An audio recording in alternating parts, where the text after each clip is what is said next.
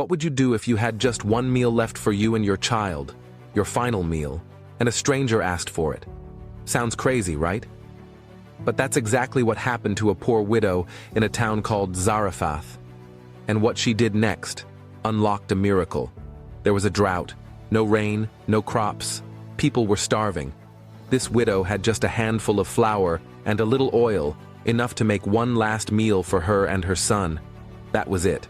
After that, they had nothing. While she was gathering sticks to cook it, a tired, dusty traveler approached. It was the prophet Elijah. He asked her for a drink and then said, "Please bring me some bread too." She hesitated.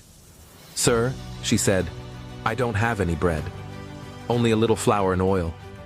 I'm making our last meal before we die."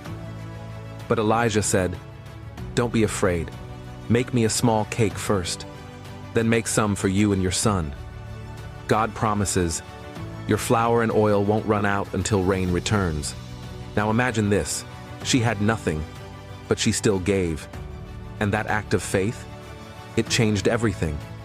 Just like Elijah said, the jar never emptied. The oil never ran dry. Every single day there was enough for her son, and for Elijah, until the drought finally ended. Moral lesson. True faith is trusting God when it feels like you have nothing left. Sometimes the greatest miracles begin with a small act of obedience.